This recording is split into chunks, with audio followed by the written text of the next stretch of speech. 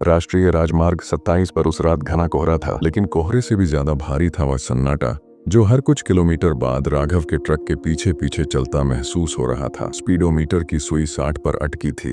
Engine स्थिर आवाज में गरज रहा था, फिर भी उसे लग रहा था कि कोई और भी उसी रफ्तार से उसके साथ दौड़ रहा है, बिना हेडलाइट, बिना पहियों, बिना शरीर के। रात के ठीक 2:17 पर उसका फोन बजा। स्क्रीन काली थी, कोई नंबर नहीं, सिर्फ एक धुंधली सी रेखा, जैसे किसी ने उंगली से गीली मिट्टी पर कुछ लिखा हो और मिटा दिया हो। उसने कॉल उठाई। दूसरी तरफ से कोई शब्द नहीं आया, सिर्फ धीमी भारी सांसें और फिर एक फुसफुसाहट इतनी ठंडी कि जैसे बर्फ सीधे कान के भीतर घुस गई हो। वापस मुड़ जा, ये रास्ता अब तेरा नहीं है। राघव ने कॉल काट दी। उसने खुद को समझाया कि यह थकान का असर है, लेकिन तभी ट्रक के फ्रंट शीशे पर अचानक एक हाथ का निशान उभर आया, गीला, लाल और धीरे धीरे नीचे की ओर खिसकता हुआ। बाहर कोई नहीं था, सड़क खाली थी, हवा तक स्थिर थी। फिर वह निशान खुद ब खुद मिट गया। कुछ किलोमीटर आगे वही पुराना पीपल का पेड़ खड़ा था, जिसके नीचे महीनों पहले उसने एक अजीब यात्री को उतारा था। सफेद धोती, राख से सना चेहरा और आंखें लाल नहीं बल्कि ऐसे जैसे भीतर अंगारे दबे हों। उस आदमी ने कहा था, मुझे इस पेड़ तक पहुंचा दे वरना श्राप लगेगा। राघव ने आधा किराया लेकर उसे बीच रास्ते में ही उतार दिया था। जाते जाते वह आदमी मुस्कुराया था, तूने ब्रह्म राक्षस को अधूरा छोड़ा है, अब तेरी हर मंजिल अधूरी रहेगी। उसके बाद से उसकी जिंदगी में कुछ भी पूरा नहीं हुआ। लोन पास होते होते रुक गया। पत्नी की बीमारी कभी ठीक न हुई। बेटा हर अमावस्या को चिल्लाते हुए उठ बैठता, पापा। वह लाल आंखों वाला अंकल दरवाजे पर खड़ा है। और हर बार जब राघव हाईवे 27 से गुजरता, इंजन एक पल को अपने आप बंद हो जाता। उस रात भी वही हुआ। ट्रक पीपल के पास आते ही झटका खाकर रुक गया। हेडलाइट्स टिमटिमाई और बुझ गईं। अंधेरा इतना घना था कि हाथ सामने करने पर भी दिखाई नहीं देता, लेकिन उस अंधेरे में भी उसे एक आकृति साफ दिख रही थी, पेड़ के तने से अलग होती हुई, धीरे धीरे आकार लेती हुई। लंबा कद, जले हुए कपड़ों के चिथड़े और माथे पर गहरी दरार, जैसे किसी ने कुल्हाड़ी मारी हो। उसकी आंखें चमकी। आवाज आई, मुझे मेरी जगह तक छोड़ आता तो आज तेरी जगह सुरक्षित होती। राघव के पैर कांप रहे थे। उसने हाथ जोड़ दिए। मुझसे गलती हो गई, मुझे नहीं पता था, श्राप अनजाने में भी लगता है। वह आकृति आगे बढ़ी, और जब ब्रह्म राक्षस अधूरा रह जाए तो वह अपने साथ किसी को भी अधूरा कर देता है। हवा में राख की गंध फैल गई। राघव को लगा जैसे किसी श्मशान की चिता अभी अभी बुझी हो। अचानक ट्रक अपने आप स्टार्ट हो गया।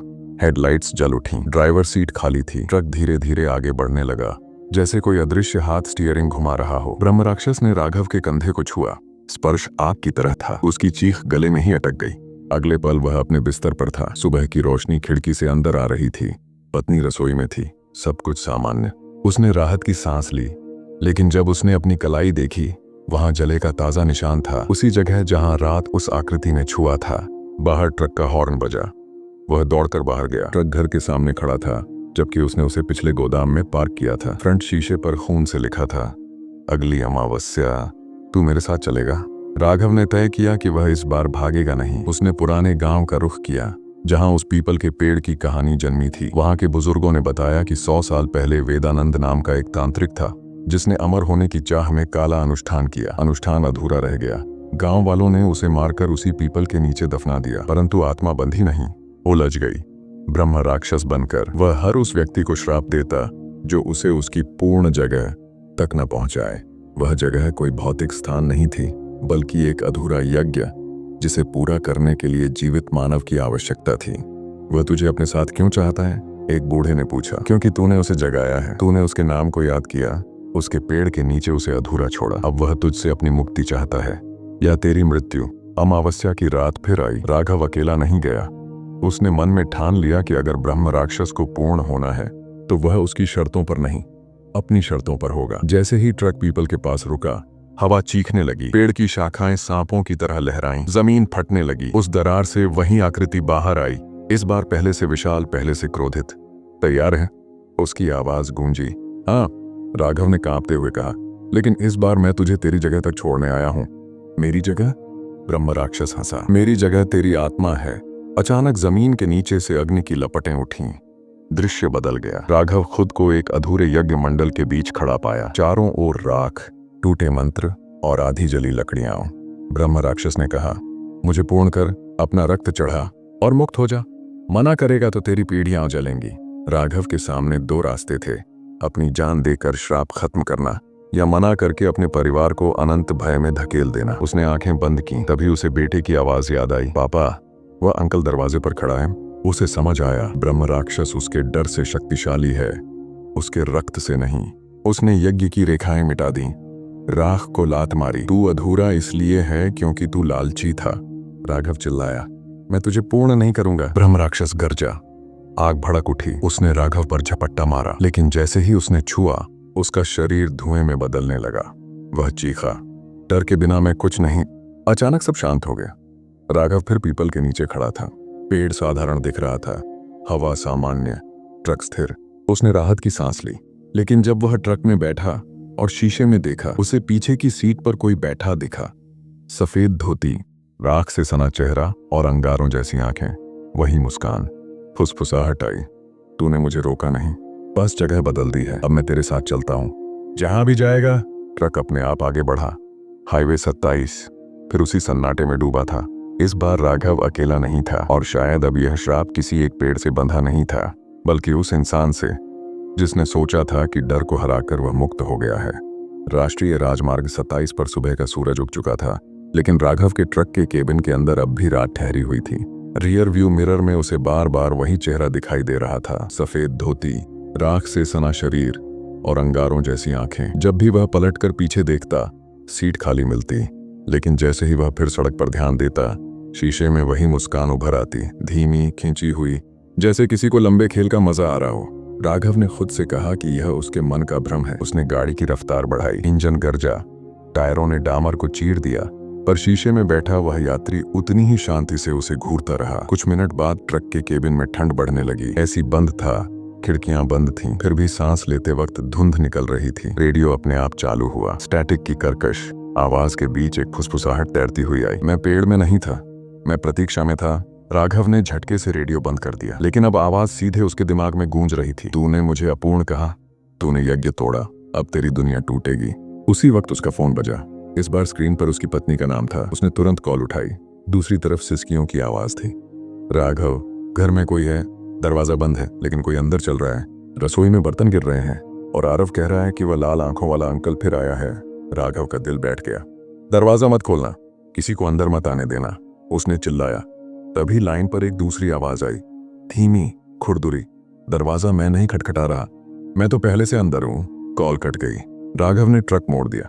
उसे शहर लौटना था, लेकिन जैसे ही उसने स्टीयरिंग घुमाया, सड़क बदल गई। सामने वही पीपल का पेड़ था, जबकि वह उससे 100 किलोमीटर दूर निकल चुका था। उसने ब्रेक मारे, ट्रक चीखता हुआ रुका। चारों तरफ वही कोहरा, वही सन्नाटा।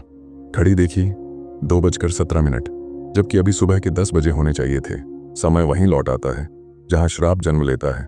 पीछे से आवाज आई। इस बार उसने पलटकर देखा। पीछे की सीट पर वह आकृति स्पष्ट बैठी थी, कोई भ्रम नहीं। उसका शरीर केबिन की छत को छू रहा था, फिर भी झुका हुआ था, जैसे अपने आकार को सीमित कर रहा हो। तू सोचता है कि डर खत्म हो गया, डर तो बस स्थान बदलता है। राघव ने कांपते हुए पूछा, तू चाहता क्या है? पूर्णता, ब्रह्म राक्षस ने कहा। मेरा यज्ञ अधूरा है, मेरी मुक्ति अधूरी है, तूने उसे तोड़ा, अब तू ही उसे पूरा करेगा। मैं तेरा यज्ञ कभी पूरा नहीं करूंगा, तुझे करना होगा, क्योंकि इस बार बलि तेरी नहीं, तेरे खून की है। अचानक केबिन का शीशा धुंधला हो गया। उसमें दृश्य उभरा, उसका घर, पत्नी जमीन पर गिरी हुई, आरव कोने में सिमटा हुआ, और उनके पीछे खड़ा वही ब्रह्म राक्षस। उसने शीशे में हाथ बढ़ाया, कांच लहराया जैसे पानी हो। उसकी उंगलियां घर के दृश्य में घुस गईं। राघव चीखा और शीशे पर मुक्का मारा। कांच चटक गया, दृश्य गायब, केबिन फिर खाली, लेकिन उसके हाथ पर खून था। ट्रक अचानक अपने आप चल पड़ा। इस बार स्टीयरिंग पर उसके हाथ नहीं थे। ट्रक एक कच्चे रास्ते पर मुड़ गया। आगे एक पुराना श्मशान दिखा, टूटी दीवारें, बुझी चिताओं की राख और हवा में जले मांस की हल्की गंध। वह जगह उसने कभी नहीं देखी थी, फिर भी अजीब तरह से पहचान रहा था। ट्रक श्मशान के बीच जाकर रुक गया। दरवाजे अपने आप खुल गए। बाहर उतरते ही उसे जमीन पर एक गोल यज्ञ मंडल दिखा, ताजा खींची हुई रेखाएं, बीच में काला धुआं उठता हुआ। उसके चारों तरफ 4 खोपड़ियां रखी थीं। हर खोपड़ी की आंखों के गड्ढों में हल्की आग जल रही थी। यहां से शुरू हुआ था, आवाज आई, और यहीं खत्म होगा। ब्रह्म राक्षस अब उसके सामने खड़ा था, पहले से भी विशाल। उसकी पीठ पर जली हुई वेद मंत्रों की लकीरें उभरी थीं। वेदानंद मैं था, मैंने अमृत मांगा, अधूरा रह गया। गांव वालों ने मुझे मार दिया, मेरी आत्मा बंध गई। हर 100 साल में मुझे एक जीवित रक्त चाहिए, जो यज्ञ पूरा करे, इस बार तू चुना गया है। मैंने तुझे नहीं चुना, राघव बोला, पर तूने मुझे जगाया। अचानक जमीन से हाथ निकलने लगे, काले, राख से सने, जैसे अजली लाशें उठ रही हों। उन्होंने राघव के पैरों को जकड़ लिया। उसकी सांसें तेज हो गईं। ब्रह्म राक्षस आगे बढ़ा। तेरा खून इस अग्नि में गिरेगा और मैं मुक्त हो जाऊंगा। तेरी आत्मा मेरी जगह लेगी। तू बनेगा अगला बंधा हुआ प्रहरी। राघव ने पूरी ताकत लगाकर पैर छुड़ाए। उसने पास पड़ी एक खोपड़ी उठाकर यज्ञ मंडल पर दे मारी। रेखाएं टूट गईं, आग भड़क उठी। ब्रह्म राक्षस गरजा, श्मशान कांप उठा। तू समझता नहीं, वह चीखा। अगर मैं मुक्त नहीं हुआ तो मैं तेरे बेटे में प्रवेश करूंगा। खून की रेखा से बंधा हूं मैं। ये सुनकर राघव का खून जम गया। झूठ, आज रात देख लेना। अचानक सब कुछ गायब हो गया। वह फिर ट्रक में था। सड़क सामान्य, घड़ी में 10:30 बजे थे, जैसे कुछ हुआ ही ना हो। लेकिन उसकी शर्ट राख से सनी थी। वह घर पहुंचा, दरवाजा खुला। पत्नी और बेटा ठीक थे, घर में कोई निशान नहीं। उसने राहत की सांस ली। सोचा, शायद वह मानसिक रूप से टूट रहा है। रात को जब सब सो गए, राघव की नींद अचानक टूटी। घर में मंत्रोच्चार की धीमी आवाज गूंज रही थी। वह उठकर आरव के कमरे में गया। आरव बिस्तर पर बैठा था, आंखें खुली, लेकिन पुतलियां सफेद। उसके होंठ हिल रहे थे। AUM अग्नि स्वाहा, रक्तम समर्पयामि। राघव का दिल रुकने लगा। कमरे के कोने में वहीं परछाई खड़ी थी। ब्रह्म राक्षस मुस्कुरा रहा था। देखा खून की रेखा, उसने फुसफुसाया। राघव ने बेटे को झकझोरा। आरव चीखते हुए बेहोश हो गया। परछाई गायब। दीवार पर राख से एक निशान बना रह गया, वही यज्ञ मंडल। अगले दिन डॉक्टर ने कहा, स्लीप टेरर है, बच्चों में होता है। लेकिन राघव जानता था ये कुछ और है। उसने पुराने ग्रंथों की तलाश शुरू की। एक तांत्रिक के बारे में सुना जो पहाड़ियों में रहता था। वह वहां पहुंचा। बूढ़े तांत्रिक ने उसकी कहानी सुनकर आंखें बंद कर लीं। ब्रह्म राक्षस को मार नहीं सकते, उसने कहा। उसे उसके कर्म से बांध सकते हैं। उसने अमृतत्व चाहा, तू उसे विस्मृति दे सकता है। कैसे? जिस यज्ञ से वह बंधा है, उसी के मंत्र को उलटकर। लेकिन सावधान, मंत्र अधूरा हुआ तो वह पूरी तरह मुक्त हो जाएगा। राघव ने मंत्र सीखा। चेतावनी भी, जब वह सबसे शक्तिशाली हो तभी उलटा मंत्र पढ़ना। अमावस्या फिर पास थी। उस रात घर के चारों तरफ कुत्ते रो रहे थे। बिजली बार बार जा रही थी। आरव फिर बुदबुदा रहा था। राघव ने घर के बीचों बीच नमक का घेरा बनाया। पत्नी और बेटे को उसके अंदर बैठाया। घड़ी में 2:17 बजे दरवाजा अपने आप खुल गया। हवा का तेज झोंका। दीवारों पर राख की लकीरें उभर आईं। ब्रह्म राक्षस कमरे के बीच प्रकट हुआ, अब पहले से भी भयानक, क्योंकि इस बार उसका आधा चेहरा आरव जैसा लग रहा था। समय आ गया, वह बोला। राघव ने कांपते हुए उलटा मंत्र पढ़ना शुरू किया। शब्द भारी थे, जैसे हर अक्षर उसकी सांस चुरा रहा हो। ब्रह्म राक्षस चीखा। दीवारें हिलने लगीं।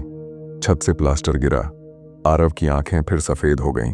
रुक जा, ब्रह्म राक्षस गरजा। तुझे पता नहीं तू क्या कर रहा है।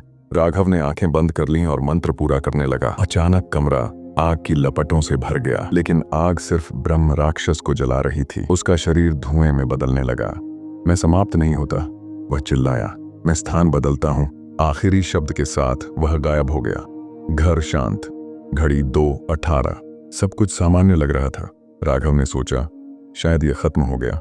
लेकिन सुबह जब वह ट्रक तक गया तो उसने देखा ट्रक के केबिन के अंदर ड्राइवर सीट पर कोई बैठा है। वह खुद बिल्कुल उसकी तरह दिखने वाला। वही चेहरा, वही कपड़े, लेकिन उसकी आंखें अंगारों जैसी थीं। वह मुस्कुराया और धीरे से बोला, अब मैं तेरी जगह ले चुका हूं। असली तू कौन है ये अगली अमावस्या बताएगी। सुबह की हल्की धूप ट्रक के बोनट पर पड़ रही थी, लेकिन राघव की आंखों के सामने अब भी रात का अंधेरा पसरा हुआ था। ड्राइवर सीट पर वह बैठा था, या शायद कोई और।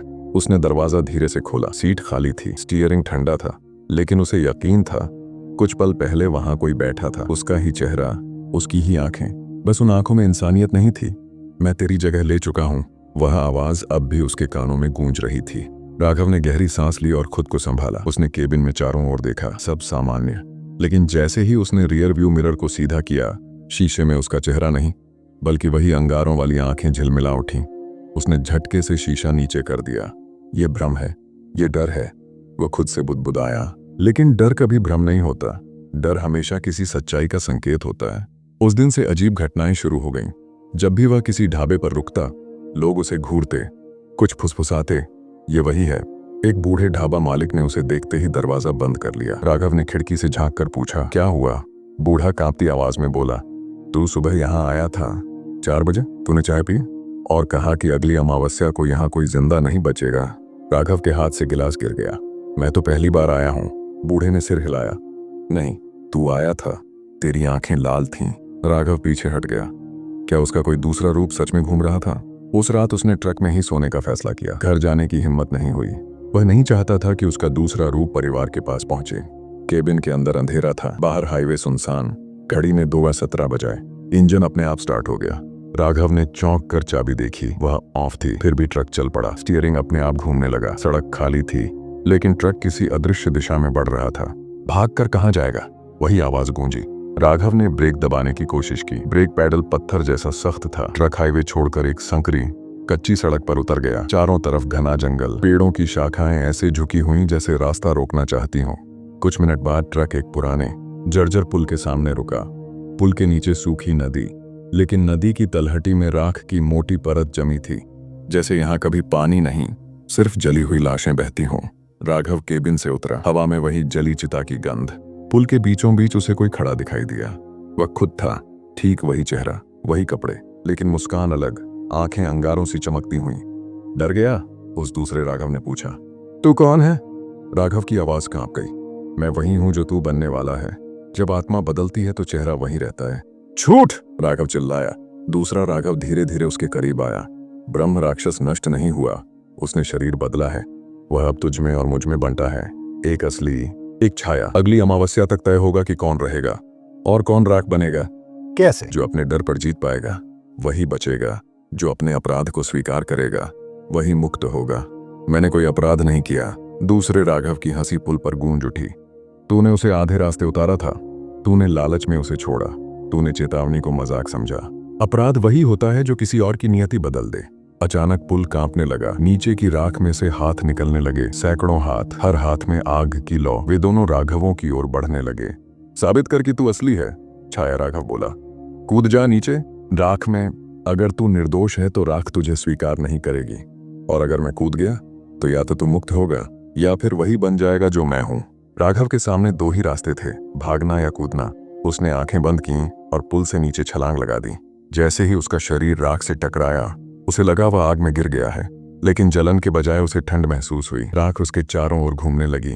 कानों में सैकड़ों आवाजें गूंजने लगीं। अधूरा, अधूरा, अधूरा। उसने आंखें खोली। वह किसी और जगह था। एक पुराना मंदिर, टूटी मूर्तियां, बीच में वही अधूरा यज्ञ मंडल। ब्रह्म राक्षस सामने खड़ा था, लेकिन इस बार उसका चेहरा साफ दिख रहा था। वह सच में वेदानंद था। उसकी आंखों में क्रोध से ज्यादा पीड़ा थी। तूने मुझे लालची कहा, वेदानंद बोला, लेकिन क्या तू निर्दोष है? क्या तूने कभी किसी को अधूरा नहीं छोड़ा? राघव के दिमाग में यादें कौंधी। वह रात जब उसने पैसे के लिए घायल आदमी को अस्पताल न पहुंचाया, वह दिन जब उसने कर्ज चुकाने के लिए झूठ बोला, वह पल जब उसने चेतावनी को हंसी में उड़ाया। मैं इंसान हूं, मुझसे गलतियां हुई, राघव बुदबुदाया।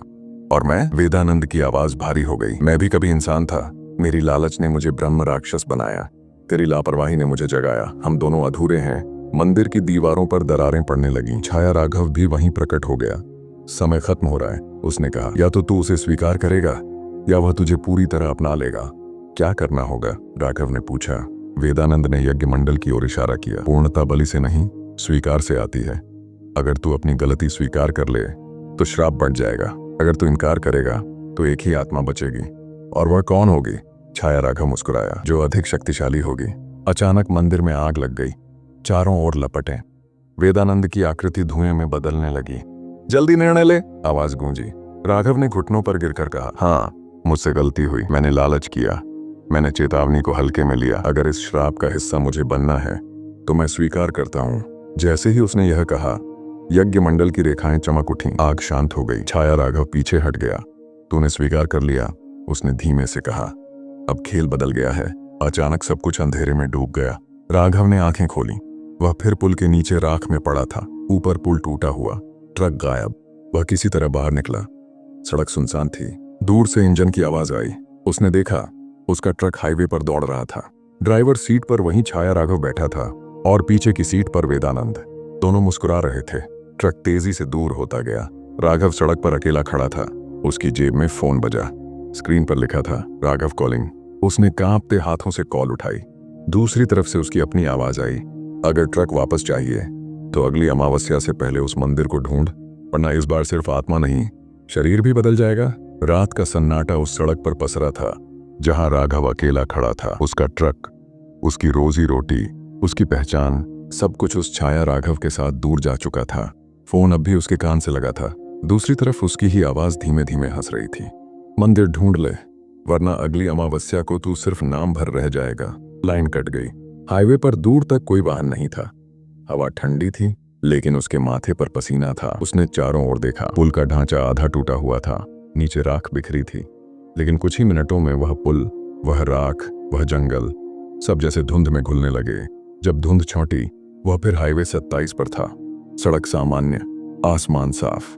क्या यह भ्रम था या वास्तविकता बदल रही थी? राघव ने अपनी जेब टटोली। फोन था, लेकिन स्क्रीन पर नेटवर्क नहीं था। घड़ी में 2:17 चमक रहा था। वह पैदल ही सड़क पर चल पड़ा। कुछ किलोमीटर बाद एक पुराना मील का पत्थर दिखा। कुंडेश्वर, 13 किमी। उसके मन में अजीब सी हलचल हुई। कुंडेश्वर, यही नाम तांत्रिक ने कभी लिया था। जहां अग्नि अधूरी रह जाए, वहां आत्माएं ठहर जाती है। राघव ने कदम तेज कर दिए। दूर कहीं मंदिर की घंटी जैसी हल्की आवाज सुनाई दी। जंगल के भीतर पगडंडी थी। पेड़ों की शाखाएं आपस में उलझी हुई। हवा में राख और गीली मिट्टी की मिली जुली गंध। चलते चलते उसे लगा कोई पीछे आ रहा है। उसने मुड़कर देखा, कोई नहीं, लेकिन जमीन पर 2 परछाइयां थीं। एक उसकी, दूसरी किसी और की। वह तेज चलने लगा। दूसरी परछाई भी साथ चलती रही। कुछ देर बाद वह एक प्राचीन मंदिर के सामने खड़ा था। पत्थर टूटे हुए, दीवारों पर काले धब्बे, दरवाजा आधा खुला। भीतर से धुएं की पतली लकीर उठ रही थी। जैसे ही वह अंदर गया, वातावरण बदल गया। बाहर का जंगल गायब, भीतर एक विशाल कक्ष, बीच में वही अधूरा यज्ञ मंडल। दीवारों पर संस्कृत के मंत्र उलटे सीधे लिखे हुए, और सामने उसका ट्रक। ट्रक मंदिर के अंदर कैसे आ सकता था? ड्राइवर सीट पर छाया राघव बैठा था। उसके बगल में वेदानंद की आकृति, दोनों शांत। स्वागत है, छाया राघव बोला। तू सही जगह पहुंच गया। राघव ने गहरी सांस ली। मुझे मेरा ट्रक वापस चाहिए। ट्रक? वेदानंद की आंखों में हल्की चमक आई। तुझे अपनी आत्मा की चिंता नहीं? मेरी आत्मा मेरे पास है। छाया राघव हंसा। यही तो भ्रम है। आत्मा एक है, शरीर 2 है। जब समय पूरा होगा, एक ही बचेगा। मंदिर की जमीन कांपने लगी। यज्ञ मंडल की रेखाएं चमक उठी। तूने स्वीकार किया था, वेदानंद बोला, लेकिन स्वीकार आधा था, पूर्णता अभी बाकी है। और क्या चाहिए? राघव गरजा। सत्य। मैंने सत्य स्वीकार किया। नहीं। छाया राघव की आवाज भारी हो गई। तूने अपराध स्वीकार किया, लेकिन भय नहीं। तू अब भी डरता है कि कहीं तू बुरा इंसान ना हो। डर ही हमारी ताकत है। अचानक मंदिर की दीवारें बदलने लगीं। पत्थरों की जगह दर्पण उभर आए। हर दर्पण में राघव का अलग रूप। एक में वह घायल आदमी को सड़क पर छोड़ता दिख रहा था। दूसरे में वह पैसों के लिए झूठ बोल रहा था। तीसरे में वह वेदानंद को आधे रास्ते उतार रहा था। ये सब तेरे भीतर है, वेदानंद की आवाज गूंजी। जब तक तू खुद को माफ नहीं करेगा, हम तुझे छोड़ेंगे नहीं। मुझे माफी नहीं चाहिए, राघव चिल्लाया। मुझे मुक्ति चाहिए। मुक्ति सत्य से आती है, भागने से नहीं। अचानक छाया राघव सीट से उतरा। उसकी चाल धीमी लेकिन आत्मविश्वास से भरी। वह राघव के सामने आकर रुका। दोनों की आंखें मिलीं। देख, छाया राघव फुसफुसाया, मैं डर नहीं हूं, मैं तेरी असली परछाई हूं। अगर तू मुझे स्वीकार कर ले तो हम एक हो सकते हैं। ब्रह्म राक्षस की शक्ति हमारे भीतर होगी, कोई हमें छू नहीं सकेगा। और अगर मैं मना कर दूं तो अगली अमावस्या को मैं तेरे परिवार के साथ रहूंगा और तू इस मंदिर में बंधा रह जाएगा। मंदिर की छत से राख गिरने लगी। हवा भारी हो गई। राघव ने आंखें बंद की। उसे बेटे की मुस्कान याद आई, पत्नी की थकी हुई आंखें। मैं बुरा इंसान हो सकता हूँ, उसने धीमे से कहा, लेकिन मैं दानव नहीं बनूंगा। छाया राघव का चेहरा कठोर हो गया। तो तू कमजोर है? हो सकता है, लेकिन कमजोरी इंसानियत की कीमत है। वेदानंद आगे बढ़ा। उसकी आकृति पहले से कम भयावह लग रही थी। कमजोरी स्वीकार करना ही पहला मंत्र है। यज्ञ मंडल की रेखाएं धीरे धीरे बुझने लगीं। छाया राघव पीछे हट गया। उसकी आंखों की आग मध्यम पड़ने लगी। तू समझ नहीं रहा, वो गुर्राया। अगर मैं मिटा तो तू भी अधूरा रह जाएगा। शायद, राघव बोला, लेकिन मैं अपने बेटे को यह विरासत नहीं दूंगा। अचानक मंदिर में तेज प्रकाश फैल गया। छाया राघव चीख उठा। उसकी आकृति धुएं में बदलने लगी। यह खत्म नहीं हुआ, उसकी आवाज गूंजी। अमावस्या अभी बाकी है। प्रकाश शांत हुआ। मंदिर सामान्य, ट्रक गायब, वेदानंद की आकृति भी धुंधली। तूने कठिन रास्ता चुना है, वेदानंद बोला, लेकिन अभी निर्णय शेष है।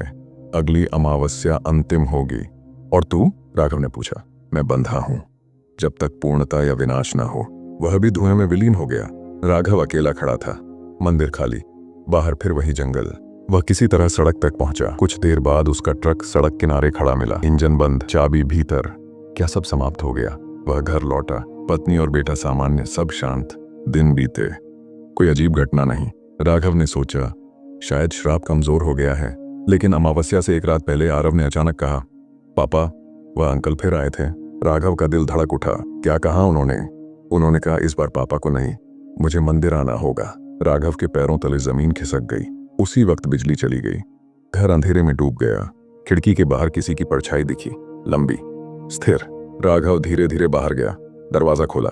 आंगन में कोई नहीं था, लेकिन जमीन पर राख से एक नया यज्ञ मंडल बना था। उसके बीच में लिखा था, अब चयन तेरा नहीं, उसका होगा। पीछे से आरव की हंसी गूंजी। वह हंसी आरव की नहीं थी। राघव पलटा। आरव दरवाजे पर खड़ा था। उसकी आंखें अंगारों जैसी लाल, और उसके होंठों से वही आवाज निकली, मंदिर इस बार तुझे नहीं, मुझे बुला रहा है। आंगन में राख से बना यज्ञ मंडल अब भी धुआं छोड़ रहा था। हवा बिल्कुल स्थिर थी, जैसे समय खुद ठहर गया हो। दरवाजे पर खड़ा आरव मुस्कुरा रहा था, लेकिन वह मुस्कान किसी बच्चे की नहीं थी। उसकी आंखें अंगारों की तरह जल रही थीं। मंदिर मुझे बुला रहा है। उसके होंठ हिले, लेकिन आवाज दो परतों में गूंजी, एक मासूम, दूसरी भारी और खुरदुरी। राघव का गला सूख गया। उसने एक कदम आगे बढ़ाया। आरव, बेटा, मेरी तरफ देखो। आरव ने सिर टेढ़ा किया। बेटा? वह हंसा। खून की रेखा पूरी होने वाली है। अधूरा यज्ञ इस बार पूरा होगा। अचानक आंगन की जमीन दरकने लगी। राख की रेखाएं चमक उठी। हवा में वही श्मशान की गंध भर गई। घर की दीवारों पर दरारें पड़ने लगीं। राघव ने पत्नी को भीतर धकेला। दरवाजा बंद करो, जो भी हो बाहर मत आना। लेकिन दरवाजा अपने आप बंद हो गया, जैसे किसी ने भीतर से नहीं, बाहर से नियंत्रण कर लिया हो। आरव धीरे धीरे आंगन के बीचों बीच यज्ञ मंडल की ओर बढ़ा। उसके कदम जमीन को छूते नहीं लग रहे थे। रुको, राघव चीखा। वह दौड़ा और बेटे को पकड़ लिया। उसी क्षण एक तीव्र झटका लगा। ऐसा लगा जैसे हजारों वोल्ट की बिजली उसके शरीर में दौड़ गई हो। वह जमीन पर गिर पड़ा। जब उसने आंखें खोलीं, वह फिर उसी पुराने मंदिर में था। दीवारें टूटी हुई, हवा में राख तैरती हुई, बीच में वही यज्ञ मंडल, और सामने वेदानंद की विशाल आकृति। लेकिन इस बार उसके बगल में छाया राघव नहीं था। उसकी जगह आरव खड़ा था। समय पूरा हो गया। वेदानंद की आवाज गूंजी, एक आत्मा मुक्त होगी, एक बंध जाएगी। उसे छोड़ दे, राघव गर्जा। मैंने नहीं बुलाया, वेदानंद बोला। खून की रेखा ने उसे खींचा है। तूने स्वीकार किया, पर पूर्ण त्याग नहीं किया। श्राप अधूरा है। आरव ने धीरे से कहा, पापा, यहाँ ठंड है। उसकी आवाज इस बार मासूम थी। राघव का दिल टूट गया। तू क्या चाहता है? उसने वेदानंद से पूछा। पूर्णता, वेदानंद ने शांत स्वर में कहा। या तो तू अपनी आत्मा इस अग्नि को देगा, या वह। यज्ञ मंडल में आग भड़क उठी। लपटें नीली थीं, सामान्य आग जैसी नहीं। अगर मैं कूद जाऊं? राघव ने पूछा। तो तू बंध जाएगा और वह मुक्त रहेगा। अगर तू पीछे हटेगा तो वह बंधेगा और तू मुक्त रहेगा। चुनाव सरल है। राघव ने आरव की ओर देखा। उसकी आंखें फिर से लाल होने लगीं। पापा, वह फुसफुसाया। डर लग रहा है। राघव ने गहरी सांस ली। डर मुझे होना चाहिए, उसने कहा, तू नहीं। वह यज्ञ मंडल की ओर बढ़ा। वेदानंद की आंखों में पहली बार हल्की झिझक दिखी। सोच ले, ये बलिदान नहीं, स्थायी बंधन है।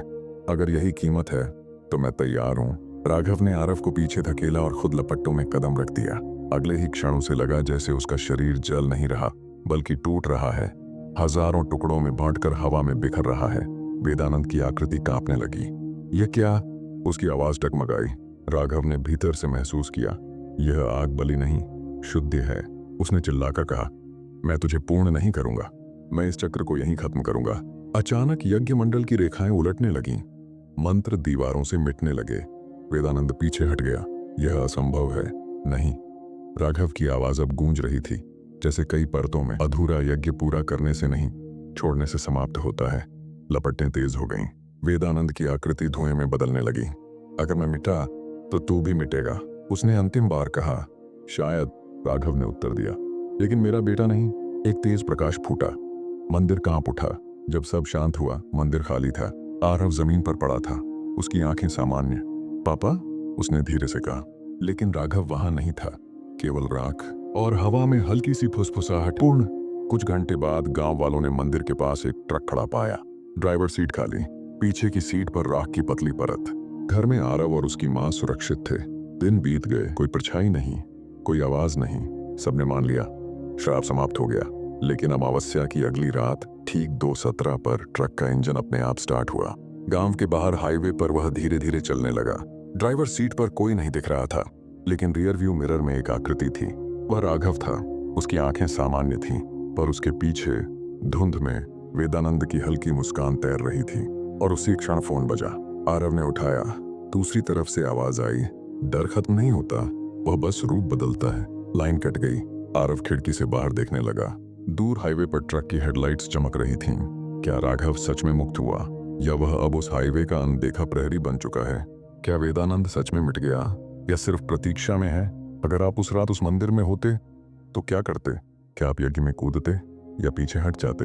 कमेंट में जरूर बताइए। आपकी जगह राघव होता तो आप क्या निर्णय लेते? अगर ये कहानी आपको सिहरन दे गई, अगर रात के सन्नाटे में आपको भी कोई परछाई महसूस हुई, तो इस वीडियो को लाइक कीजिए, शेयर कीजिए और हमारे चैनल डार्क लेजेंड को सब्सक्राइब करना मत भूलिए। आपकी एक सब्सक्रिप्शन हमें ऐसी और भी गहरी, रहस्यमयी और खौफनाक कहानियां लाने की ताकत देती है। और बताइए, ये कहानी आपको कैसी लगी? क्या आप चाहते हैं कि हाईवे 27 का रहस्य फिर खुले? क्योंकि कभी कभी जो कहानी खत्म लगती है वह असल में बस शुरू हुई होती है, और अगली अमावस्या शायद किसी और का नाम पुकार रही हो।